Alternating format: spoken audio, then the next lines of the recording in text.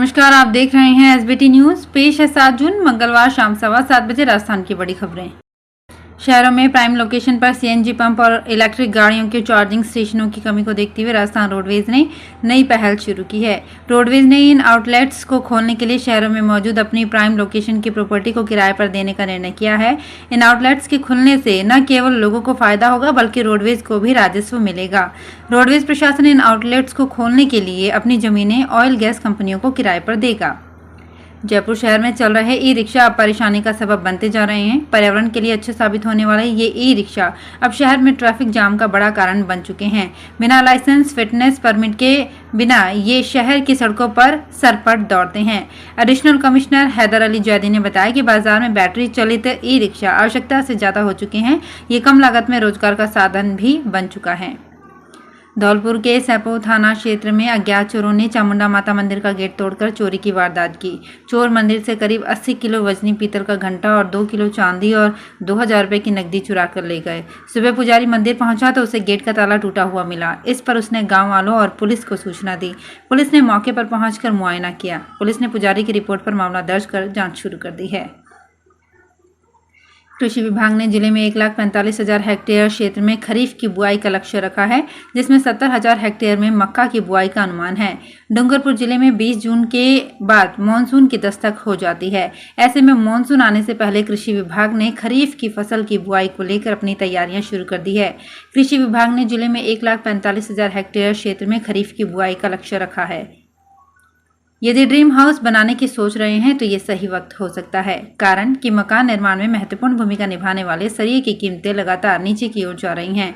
ऐसे में यदि किसी भी कंस्ट्रक्शन की मजबूती के लिए सरिया बेहद जरूरी है। घरों की छत, बीम और कॉलम आदि बनाने में सरिये का बड़े पैमाने पर इस्तेमाल होता है। कुछ समय पहले 80,000 रुपये प्रति टन बिकने वाला सरिया अब 60,000 रुपये पर आ चुका है। दरअसल सरकार ने हाल ही में स्टील पर एक्सपोर्ट ड्यूटी बढ़ा दी है। इससे घरेलू बाजार में स्टील और लोहे के दाम तेजी से गिरे हैं। सीकर में किसानों के ट्रैक्टर का रवाना शुरू करने की मांग को लेकर किसानों का धरना 5वें दिन भी जारी है। सीकर में मंगलवार को किसानों ने ट्रैक्टर रैली निकाली। रैली खनीज के बाहर से शुरू होकर नवलगढ़ पुलिया, कल्याण सर्किल, बजरंग कांटा, 2 नंबर डिस्पेंसरी होते हुए वापस खनीज विभाग पहुंची। किसान नेताओं ने कहा कि सरकार ने फैसला नहीं किया है, अब आंदोलन किया जाएगा। माकपा के राज्य सचिव अमरा राम ने कहा कि किसानों के आंदोलन के 5 दिन बीतने के बावजूद सरकार के कानों पर जूं तक नहीं रेंगी है। अब किसान चुप बैठने वाले नहीं हैं। जयपुर के सवाई मानसिंह हॉस्पिटल में वार्ड बॉय की नौकरी लगाने का झांसा देकर करीब 15 लाख रुपए हड़पने का मामला सामने आया है। अस्पताल के ट्रांसप्लांट कोऑर्डिनेटर से जान पहचान होने का विश्वास दिलाकर भीलवाड़ा व अजमेर के 7 युवकों से धोखाधड़ी की गई। विजयनगर थाने में पीड़ित ने 3 आरोपियों के खिलाफ मामला दर्ज कराया है। पुलिस मामले की जाँच में जुटी है। उदयपुर में ताज अरावली रिजॉर्ट में विधायकों की बाड़ेबंदी के बीच उनके मनोरंजन की भरपूर कोशिश की जा रही है। सोमवार को सीएम अशोक गहलोत और पीसीसी चीफ गोविंद सिंह डोटासरा की मौजूदगी में जादूगर आंचल शो दिखाया गया। इस दौरान कई विधायकों को मंच के ऊपर बुलाकर मैजिक नंबर पूछे गए तो हर कोई दंग रह गया। देर रात बीटीपी के 2 विधायक भी सीएम से मिलने पहुंचे। माना जा रहा है कि दोनों विधायक कांग्रेस को समर्थन करने को लेकर तैयार हो गए हैं। आंचल ने जब गहलोत को बड़ा सियासी जादूगर बताया तो उन्होंने जमकर ठहाके लगाए। राज्यसभा चुनावों में नागौर सांसद हनुमान बेनीवाल की पार्टी आरएलपी ने बीजेपी समर्थक निर्दलीय उम्मीदवार सुभाष चंद्रा को वोट देने की घोषणा कर दी है। आरएलपी की इस घोषणा के बाद सियासत गर्मा गई है। कई विधायक और कांग्रेस समर्थक नेता हनुमान बेनीवाल पर निशाना साध रहे हैं। चौथी सीट जीतने के लिए मचे घमासान में हॉर्स ट्रेडिंग को लेकर आरोप प्रत्यारोपों का दौर तेज हो गया है। मंत्री महेश जोशी आज इस मामले को लेकर मुख्य निर्वाचन अधिकारी से शिकायत की। इससे पहले वे एसीबी में परिवाद भी दर्ज करा चुके हैं। मंत्री ने राज्य के बॉर्डरों पर निगरानी बढ़ाने की मांग की है।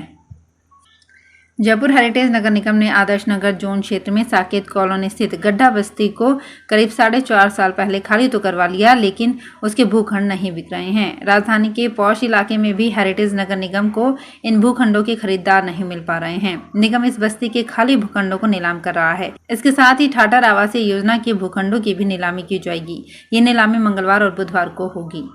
निगम आयुक्त अवधेश मीना ने बताया कि साकेत कॉलोनी के पास गड्ढा बस्ती के 11 आवासीय भूखंड और ठाठर आवासीय योजना के 4 भूखंडों को ई नीलामी के माध्यम से बेचा जाएगा।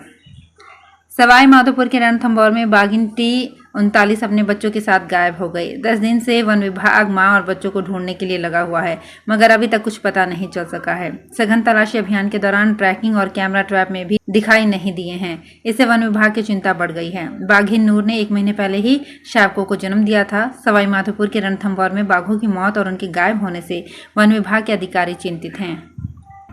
भारतीय जनता पार्टी अजमेर देहात ने मंगलवार को कांग्रेस की जन विरोधी नीतियों और बदहाल कानून व्यवस्था को लेकर शहर में जन आक्रोश रैली निकाली। रैली में गांव ढाणी के सैकड़ों कार्यकर्ता कलेक्ट्रेट पहुंचे। इस मौके पर राजसमंद सांसद दिया कुमारी, अजमेर सांसद भागीरथ चौधरी, बीजेपी देहात अध्यक्ष देवी शंकर भूतड़ा के साथ ही कई पदाधिकारी और कार्यकर्ता मौजूद रहे। भाजपा देहात की रैली में सभी कार्यकर्ता खाली मटका लेकर कलेक्ट्रेट पहुंचे।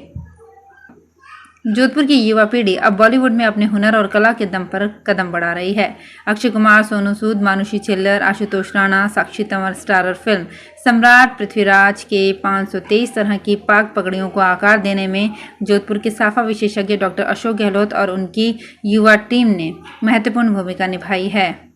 फिल्म के निदेशक डॉक्टर चंद्र प्रकाश द्विवेदी ने बताया कि पृथ्वीराज जैसी फिल्म बनाने के लिए सभी विषयों पर शोध कार्य महत्वपूर्ण रहा। फिल्म के सेट पर पगड़ी स्टाइल का एकमात्र विशेषज्ञ जोधपुर के डॉक्टर अशोक गहलोत ने पाक पगड़ियों को तैयार करने में महत्वपूर्ण भूमिका अदा की। उनकी कला देख बॉलीवुड के कलाकार भी उनके प्रशंसक बन गए। पीएम किसान योजना का लाभ ले रहे किसान अब 31 जुलाई तक ई-KYC करा सकेंगे। पहले इसकी आखिरी तारीख 31 मई थी, जिसे अब बढ़ा दिया गया है।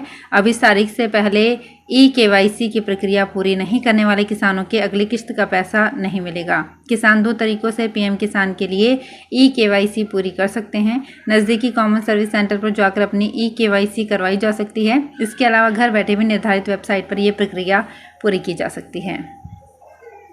राष्ट्रीय खाद्य सुरक्षा योजना का अवैध रूप से लाभ उठाकर निर्धनों का हक हड़पने के मामले में रसद विभाग के निशाने पर आए 2071 से अधिक अधिकारी कर्मचारियों से 3 करोड़ से अधिक रुपए की वसूली की जा चुकी है।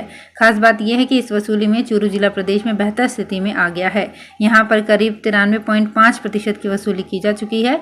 गौरतलब है कि पिछले वर्षों में राष्ट्रीय खाद्य सुरक्षा योजना की सूचियों की जाँच की गई थी, जिसमें चूरू जिले में बड़ी संख्या में अपात्र लोग इन सूचियों में जुड़ गए थे।